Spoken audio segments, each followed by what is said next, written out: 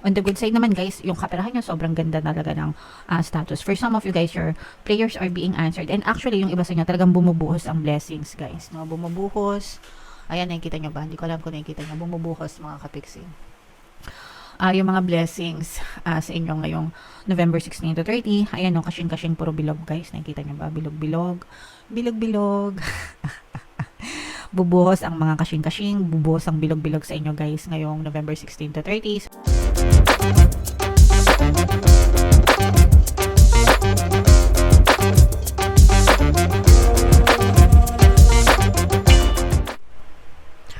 Hello guys, hello mga kapiksi. Hello Virgo, welcome back to Pinoy Pixie Tarot.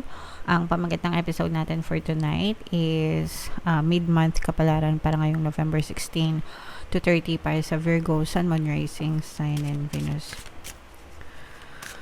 So, by the way mga kapiksi, naka-upload na sa ating YouTube channel no, yung inyong 2025 kapalaran para sa bawat zodiac signs. If in case hindi nyo pa napapanood guys, punta lang kayo dun sa ating YouTube homepage mga kapiksi, and hanapin nyo lang yung video para sa zodiac sign nyo. So ito yung mga mensahe sa inyo ng inyong mga gabay mga kapiksi. These are both negative and positive. Unahin natin yung negative mga kapiksi. Ito yung block, no? Blockages ito mga kapiksi. Ibig sabihin nito blocked, balakid, no? So for some of us, no, sabi ko nga sa inyo guys, lahat tayo meron tayong mga access sa mga resources ni universe, no, na meron dito sa mundo. Yun nga lang, yung iba nahihirapan tayong kunin, or nahihirapan silang dumating sa atin, or hindi natin sila na-experience kasi for some of us merong mga blockages mga kapiksi. So may balakid. Let's say for example sa mga blessings, no, bakit yung ibang tao nananagana whereas yung ibang tao naghihirap, samantalang pare-parehas lang naman tayo nakatira sa isang mundo, di ba? Yung mga ganun. And while others, kung mapapansin nyo, yung iba mahirap nagiging mayaman, di ba? So nagagawa nila. That's because they were able to reframe or revise their story and nawawala yung mga balakid nila sa buhay. So all you need to do is ask yourself mga kapiksi, ano ba yung paniniwala ko, no? Ano ba yung paniniwala ko tungkol sa kasaganaan, tungkol sa pera, tungkol sa mga blessings, no, tungkol sa swerte, ano yung mga pinaniniwalaan nyo, and you have to revise those story. And also let's say for example, ibig sabihin nun guys, pag naniniwala ka malas ka, malas ka. Kung naniniwala ka swerte ka, swerte ka. So, kung ang pinaniniwalaan mo is malas ka, you have to start revising your story or your beliefs and sabihin mo na swerte ka. Hindi naman siya agad-agad. You have to do it over and over again. You have to do it repeatedly hanggang sa talagang magbago yung belief system nyo, mga kapiksi. Okay? And also yung mga negative emotions, yung habits nyo, yung ugali nyo. Mahilig ba kayo magreklamo? Mahilig ba kayo ma-stress? Mahilig ba kayo mag-complain? Diba? Palamura, yung mga ganyan. Palareklamo. Yan. So, mga balaki din yan kasi those are emitting negative emotions and binablock nyan yung abundance sa buhay nyo. So, imbis na ganon, start with gratitude, no? Magpasalamat, gratitude, compassion, love. Yan. So, dapat dun kayo palagi mga kapiksi. Okay? Para mawala yung mga balakid sa buhay nyo.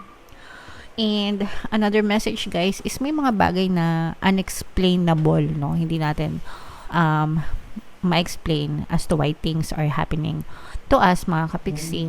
So, hayaan na natin siya, and most of the time may mga divine intervention yung mga ganon. So ibig sabihin na kailan yung mga spirits para ma-experience mo yung mga ganong klaseng bagay para matuto ka ng leksyon sa buhay. Kasi hindi naman tayo matututo sa mundong ito kung wala tayong experience. Experience ang nagtuturo sa atin mga kapiksi. Nagkakaroon tayo ng conclusion na solidify yung mga belief system natin dahil dun sa mga experiences natin. Okay? And eto guys, plants, no, literally halaman. So for some of you, lalo na yung mga plantita, di ba, napakalaki ng contribution nyo para makatulong sa ating Mother Earth, sa ating tahanan. And we can also parang ina-advise din kayo dito na this may be the time for you to eat vegetables, di ba? Healthy living, kumbaga, healthy body, healthy mind, healthy body. Okay? And for some of you guys, this is also figuratively speaking, para sinasabi dito kung anong itinanim mo, siyang aanihin mo. Okay? So, syempre, dun tayo sa positive palagi. Palaging itanim ang positive, palagi maganda yung itanim, para palagi ding positive yung ating anihin. Hindi pwedeng mamunga ng mangga ang puno ng santol. So, hindi pwedeng nega ka, pero gusto mo positive nangyayari sa buhay mo. Hindi pwedeng ganun. Pag nega ka, nega din mangyayari sa buhay mo. Pagka negative iniisip mo, negative din yung mapupush out sa physical reality mo. Okay? So, kung gusto mo ng positive, kailangan positive din yung tinatanim mo palagi. Kaya natin sinasabing think positive, mga kapiksi. Hindi para i-motivate kayo or para lakasan yung loob nyo. Pero kasi yun talaga yung napupush out sa inyong physical reality. So, kahit na hirap kayo, still think positive, guys. Huwag kayong maatat, no? Magsikap kayo, magtiyaga, magtiis until mapush out siya sa inyong physical reality. Okay? Right. So, comment down below, Virgo, if feeling nyo naka-resonate kayo dyan. Tingnan natin, guys, yung mga ganap sa inyo. Shuffle ko to.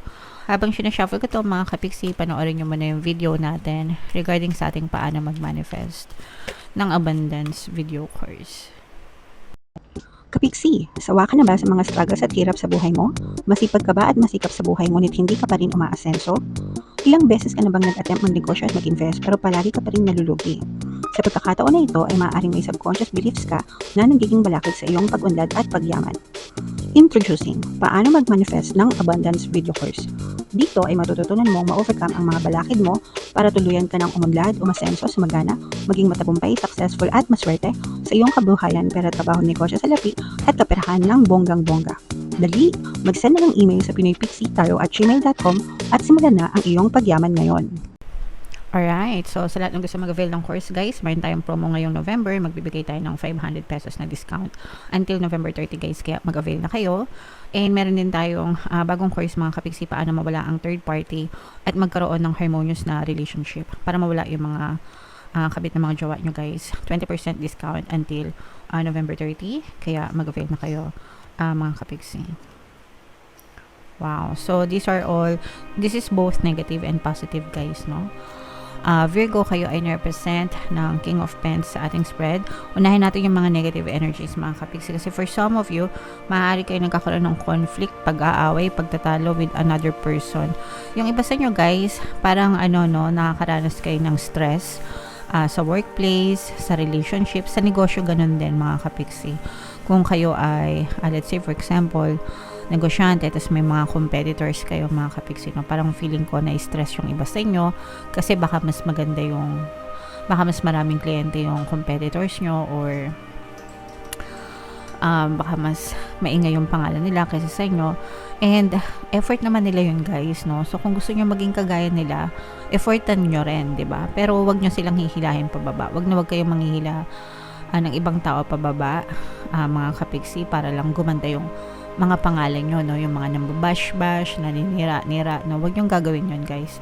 Unang-una, napaka-unethical, napaka-unprofessional. Pangalawa, may balik na karma yan sa inyo, guys, no?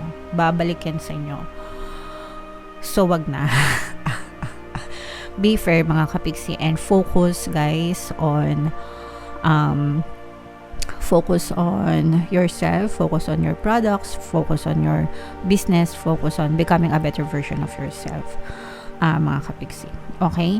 And for some of you naman, guys, sa trabaho, no, parang nagkakaroon ng konting issue kayo sa trabaho, so parang merong yung iba naman, guys, feeling ko kayo yung hinihila pababa, lalo na sa workplace, mga kapiksi, kasi parang for some of you, pwedeng may naiinggit sa inyo, guys, and pwedeng napagtutulungan din, no? Kung let's say for example, parang feeling nyo nabubuli kayo, lalo na, guys, kung nasa ibang bansa kayo or nandun kayo sa isang environment na diverse yung culture or multiculture, na ibig sabihin iba-ibang lahi. So parang nabibiktima yung iba sa inyo ng pambubuli, mga kapiksi. Okay, so medyo mag-ingat-ingat lang kayo, guys. Yeah. Yung iba guys, parang nagkakaroon kayo ng trust issue sa mga tao sa paligid nyo. Parang hindi nyo na alam kung sino yung pagkakatiwalaan nyo. Hindi nyo na alam kung sino yung totoo sa hindi totoo, mga kapiksi. So, medyo kapag ganyan guys, mag-ingat na lang kayo sa mga pinagkakatiwalaan nyo para hindi kayo mapahamak kasi baka mag-backfire din sa inyo. Okay? On the good side naman guys, yung kaperahan nyo, sobrang ganda talaga ng status. For some of you guys, your prayers are being answered. And actually, yung iba sa inyo, talagang bumubuhos ang blessings guys. No? Bumubuhos. Ayan, nakikita nyo ba? Hindi ko alam kung nakikita nyo. Bumubuhos mga kapiksi. Yung mga blessings sa inyo ngayong November 16 to 30. Ayan, no, kasing-kasing puro bilog guys. Nakikita nyo ba? Bilog-bilog. Bilog-bilog. Bubuhos ang mga kasing-kasing, bubuhos ang bilog-bilog sa inyo guys ngayong November 16 to 30. So, ito yung mga financial gains, mga harvest season na nakikita natin na inaanin nyo na guys, yung mga pagsisikap nyo, paghihirap nyo, yung mga effort nyo, mga kapiksi. Ganoon naman talaga yun guys, basta nagsisikap at nagtsatsaga kayo, one of these days talagang aanihin nyo lahat ng resulta, lahat ng bunga ng pagsisikap nyo, okay? So, i-mind yan guys sa comment section. Mind, kasing-kasing, kaperahan, bubuhos ang biyaya, financial gains, yan. Ayan, no? I-mind nyo na yan sa comment section. Ayan, no? This is abundance of money, guys. Grabe. Kung hindi pa naman kayo talagang pinagpapala, ayan, no? Nag-uumapaw, guys. Overflowing yung blessings, overflowing yung abundance. Ay, Diyos me. Okay? So, for some of you guys, unti-unti na kayo nakaka-recover kung kayo ay nagdanas sa mga problema, pagsubok, no? Ibig sabihin nito, pagbangon. And pagbangon nyo, guys, unti-unting ibubuhos talaga, guys, no? Ramdam na ramdam natin yung pagbuhos ng blessing sa inyo. So, saluhin nyo na mga kapiksi, labas nyo na yung mga planggana, timba, drum, sa bahay nyo, no? Sa buhay nyo. Ibig sabihin nun, guys, figuratively, maging receptive kayo, no? Maging receptive, maging ready sa pagtanggap ng mga blessings. So, paano ba magiging receptive? Always be grateful, gratitude, guys. Sabi ko nga, practicing nyo yung gratitude and always kayong mag-appreciate ng mga blessings. No matter how big, no matter how small, pag palagi kayong appreciative and grateful, talagang palagi ding bubuhos yung mga blessings sa inyo. And i-affirm nyo na rin, guys, no? Comment nyo sa baba, kabisaduhin nyo guys, I am receiving it now, I am receiving all the blessings that the universe has for me, okay?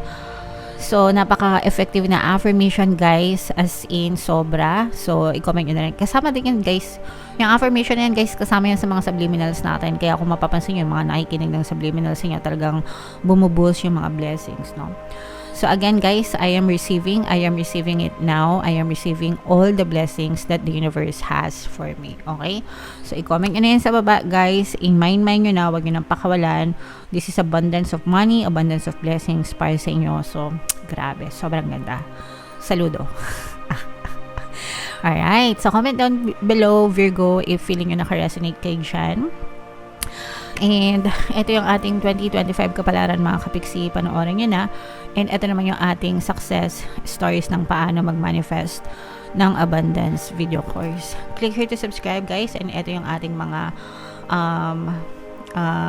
pampaswerte subliminals. Thank you for liking, sharing, and subscribing. See you next time. I love you all. Have a nice day. Bye-bye.